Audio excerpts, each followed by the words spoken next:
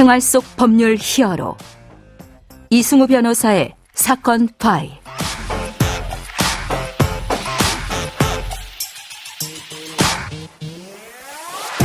안녕하세요. 사건 파일 이승우 변호사입니다. 각종 사건 사고에서 여러분을 구해드리겠습니다. 오늘 열어볼 사건 파일은 마약 관련 사건입니다.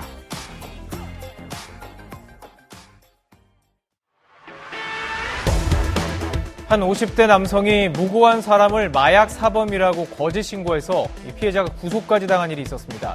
신고한 남성은 알고 보니 국가정보원의 민간인 정보원이었습니다. 사건 파일 오늘의 주제는 마약 조작 사건입니다.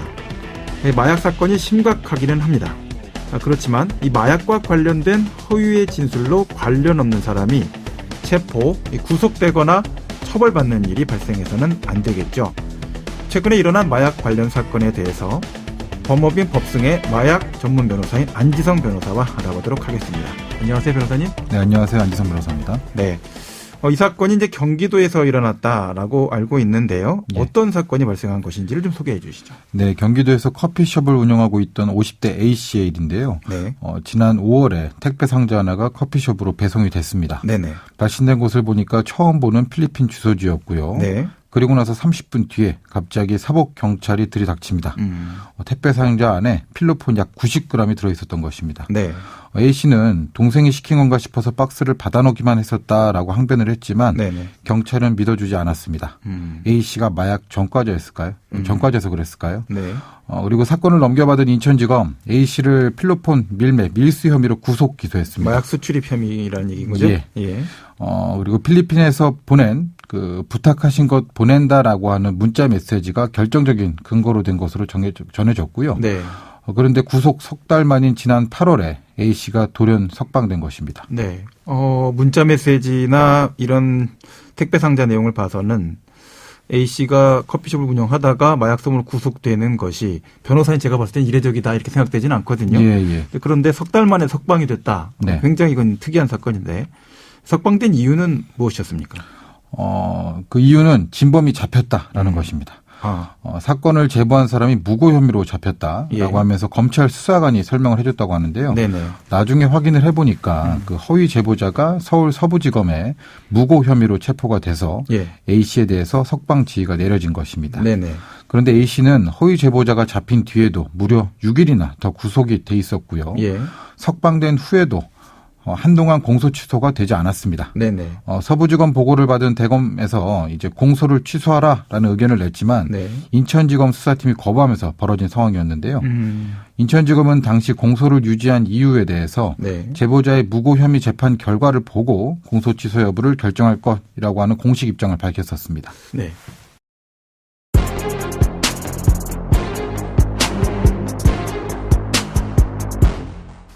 의아한 부분이 좀 많은 사건이라고 생각이 되는데요. 예. 이게 거짓 마약 제보가 이루어졌다, 무고 사건이다, 뭐 여러 가지가 지금 복잡하게 되어 있고 네. 수사기관끼리도 서로 굉장히 좀 갈등이 있었던 것 같이 보입니다. 예.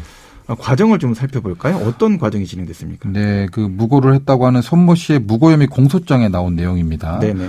정부가 이제 마약과의 전쟁에 돌입한 올해 초에 국정원의 일명 나과장이라고 하는 사람이 수년간 관리해서 친분이 깊었던 손 씨에게 단기적으로 실적이 될 수 있는 정보를 달라라고 요청을 했다라고 전해지고요. 네. 손 씨는 오랫동안 국정원에서 활동비를 받고 정보원으로 일을 했던 마약 전과자였습니다. 네네. 손 씨는 이러한 나과장의 요청에 따라서 마약 사범 근황 파일을 입수를 했고요. 그리고 여기에서 A씨의 개인정보를 얻어서 작업에 들어갔습니다. 네네. 필리핀의 마약상에게 A씨 커피숍 주소지로 필로폰을 보내달라라고 주문을 한 것이고요. 예. 필리핀 마약상은 피규어 2개에 필로폰 90g을 나눠 담아서 국제우편을 보낸 뒤에 손 씨에게 송장 번호를 보냈습니다. 네네. 손 씨는 필리핀 마약상이 보낸 송장 사진을 국정원에게 전달을 했고요. 국정원은 이를 인천 세관에게 주면서 이 우편물에 마약이 있다라고 첩보를 한 거죠. 예. 그리고 세관, 그러니까 특사경은 이제 우편물의 배달 경로를 추적해서 A씨를 체포한 것입니다. 손 씨 휴대전화 압수수색에 대비해서 A씨 앞으로 부탁하신 것 잘 처리됐다라고 하는 문자 메시지까지 보내둘 정도로 아주 치밀했었는데요. 네. 서부지검의 꼬리가 밟히기 전까지 마약 사건 조작은 계속됐습니다. 네네. 자, 이제 마약 전과자뿐만 아니라 공무원들도 관여가 된 정말 어처구니 없는 그런 조작 사건이 터졌다라고 엮여지는데 네네. 이와 관련된 판결과 처벌 어떻게 진행이 됐습니까? 일단은 용산서에서 사건 송치받은 서울 서부지검에서 다소 좀 미심쩍은 부분을 발견을 하고 네. 경찰에 보안 수사를 지시를 합니다. 네네. 그래서 손 씨의 휴대전화를 포렌식을 해보니 마약 배달도 되기 전에 그 A씨 피해자의 주소지를 제3자와 주고받은 거짓 제보 증거를 찾아내는 데 성공을 했고요. 네네. 결국 손 씨를 무고 등의 혐의로 재판에 넘겼습니다. 네. 그러나 이럼에도 불구하고 A씨 같은 경우는 석 달간이나 억울한 옥살이를 해야 했습니다. 네네. 인천지검은 언론 보도 이후에 뒤늦게서야 공소 취소를 했고요. 인천지검 그 이후에 입장 발표를 이제 기본권 보장 책무를 다하지 못했다면서 거짓 제보 피해자에 대한 형사 보상 절차를 적극 지원하겠다라고 했지만 마약과의 전쟁을 선포하면서 마약 사범 검거 실적에 매달리다가 사건 기록을 충분히 검토하지 않은 것 아닌지 지적이 나오는 부분입니다. 네. 지금 보면은 사안 관련돼서 법원도 해당 기록을 검토하고 구속영장을 발부한 사건까지 간 거잖아요. 예. 자, 그런 상태에서 이제 공소 취소까지 뒤늦게 이제 논란이 있었던 거죠. 네네. 자, 공소 취소 이게 어떤 의미인지 청취자분들께 좀 설명을 해 주시죠. 검사가 제기한 공소를 철회하는 것을 말을 하는데요. 네. 공소 취소는 1심 판결 선고 전까지만 허용이 되고 검사의 공소 취소가 있으면 법원은 공소 기각 결정을 하게 됩니다. 네네. 공소 취소 사유가 법정화되어 있지는 않지만 이제 대표적인 예를 들어보면 기소된 사건에 대해서 뭐 증거 불충분으로 유죄 판결의 가능성이 없는 경우, 네. 또 다른 진범이 검거되거나 피고인의 알리바이가 명백히 입증된 경우, 예. 또는 또는 이제 기소 피해자와 합의하거나 그 범죄에 대한 사회적 인식이나 사정이 변화돼서 처벌 가능성이 희박한 경우, 예. 이런 등에서 이제 공소 취소가 주로 있어지고요. 예. 예, 그렇습니다. 자, 이게 공소 취소라는 단어, 그러니까 구속이 취소되는 경우는 가끔 발생하는데, 예. 그렇게 해서 사실 혐의 사실 자체를 검찰 단계나 수사 단계에서 검토를 해봤는데 영장까지 나왔지만 사안 자체가 좀 혐의를 인정하기 어렵다 또는 무고성이다. 네. 근데 공소 제기까지 된 사건이 취소되는 공소 취소는 자주 일어나는 일은 아니죠. 예, 사실 제가 변호사 생활하면서 한 번도 보지 못했고요. 아주 간혹 그 폭행죄와 같이 친고죄나 반해서 불벌죄에서 공소 제기 이후에 이제 피해자의 처벌 불원, 그러니까 피해자랑 직접 합의가 된 경우, 네네네. 원칙적으로는 그때는 공소기각 판결을 해야 합니다. 네네. 근데 이제 공소기각 판결을 하게 되면 재판부에서 판결문을 써야 되는 수고로움이 있기 때문에 네네. 재판부의 편의를 봐주기 위해서 공판 검사가 재판부랑 얘기해가지고 아주 간혹 공소 취소로 처리하는 경우는 있습니다. 예, 아주 가끔. 예. 예.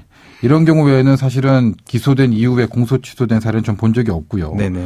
공소 취소의 경우에는 각 청의 이제 위임 정결 규정에 따라 다르겠지만 대부분은 검사장, 예. 그러니까 그 해당 검찰청의 제일 높은 사람, 검사장의 전결입니다. 그 정도로 어렵고 잘 안 하는 거죠. 예. 검사들끼리도 공소 취소를 할 바에 차라리 무죄를 받겠다라고 하는 검사들이 있을 정도입니다. 그 근본적으로 절차적 하자가 있어갖고 문제가 됐다 이런 얘기인 거잖아요. 예, 예. 이번 사건은 검찰이 자신의 공소 제기가 잘못됐다라는 것을 공소 취소로서 자인한 것이기 때문에 네네. 사실 과거 이문정 검사가 무죄 구형을 했던 것에 준할 정도로 사실 엄청나게 파격적인 일인 것입니다. 네네네. 보통은 이런 사건은 그냥 무죄를 받고 항소를 포기하는 쪽으로 사건을 진행합니다. 자, 이번 사건처럼 마약 관련 사건에 대해서 허위 제보가 좀 빈번하게 있는 편입니까? 네, 이 사건은 뭐 국정원이나 수사기관의 실적사기 경쟁에서 좀 비화된 것도 있지만 네. 사실 마약 사건의 경우에는 허위로 공범을 내리는 경우가 좀 비일비재합니다. 네네. 이제 중요한 수사 협조라고 하는 것이 특별 양형인자로 규정이 되어 있기 때문인데요. 네. 이제 피해자가 없는 마약 범죄의 특성상 마약 사건에 있어서 양형으로 주장할 만한 것들은 사실 상당히 제한적입니다. 단약 의지가 높아서 재범 위험성이 없다라든가 아니면 방금 말씀드렸던 중요한 수사 협조. 이 두 가지가 사실상 전부이기 때문에 수사 협조와 관련된 것도 판결문의 양형 내용으로 들어가나요? 예, 들어갑니다. 실제 기재를 해주나요? 예, 예. 아, 그러니까 굉장히 중요한 문제가 될 수도 있겠군요. 예, 그렇기 네. 때문에 허위로라도 공범을 제보해서 공적을 쌓으려고 하는 경우가 적지 않습니다. 네네. 또한 이거는 좀 다르긴 한데 네네. 자신의 실제 상선, 자신에게 실제로 마약을 공급한 공급책이 까발려졌을 경우에 자신의 죄가 더 드러날 것을 우려해서 그 실제 상선이 아닌 다른 허위의 다른 가장인물을 공범으로 내세우는 경우도 비일비재하고 있습니다. 네, 지금까지 안지성 변호사와 함께했습니다. 오늘 말씀 고맙습니다. 감사합니다. 생활 속 법률 히어로 이승우 변호사였습니다. 내일도 사건에서 여러분들을 구해드릴 사건 파일 함께 알겠습니다.